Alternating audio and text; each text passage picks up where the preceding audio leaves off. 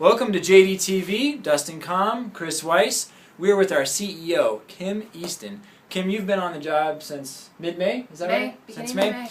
And so we wanted to sit down and talk to her a little bit about what it means to be a leader and how she's gotten to the place where she is today. So Kim, talk a little bit about what it means to be a leader. You know, a lot of our youth may feel like, well, I can't really be a leader until I'm at a significant position in an organization or in anything that I'm doing.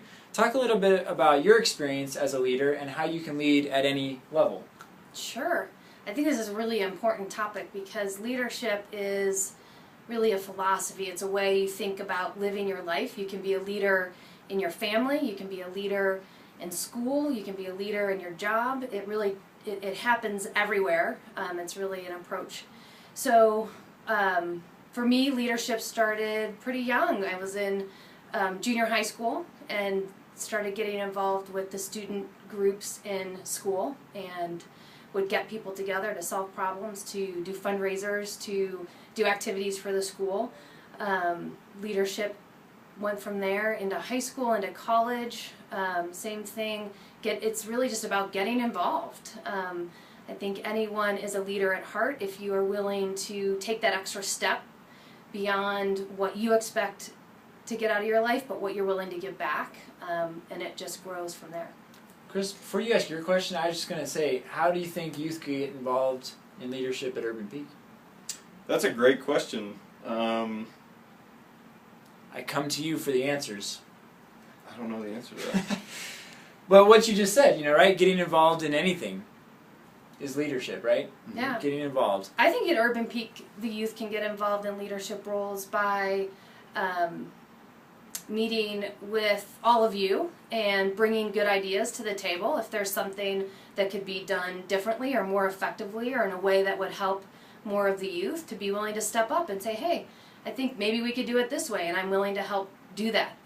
Maybe it's about getting a group of your peers together about a certain topic that you're interested in and finding one of the folks at Urban Peak to be part of that. I would be part of that. Sorry. And if you could talk to our viewers a little bit about your work ethic, where it came from, and what are some jobs that really tested that work ethic? So I grew up in a family where hard work was just an expectation. Just being part of our family meant pitching in and going the extra mile, not having to be asked to get things done, a high expectation to get good grades in school and to work hard. So it's just been part of my everyday. And I have the same expectations for my family and my kids growing up, that they have to contribute, that we are all part of a community and a society, whether that be a family or a group like Urban Peak. So we have to do what it takes to get things done.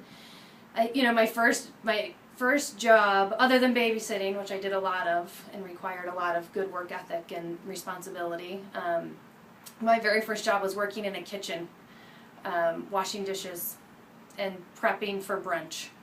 And it was where a lot of our youth start. It was a very sloppy job. I didn't love it, but I worked really hard at it, and the next summer I came back and was a hostess for the brunch program instead of in the kitchen. So it's just one step at a time.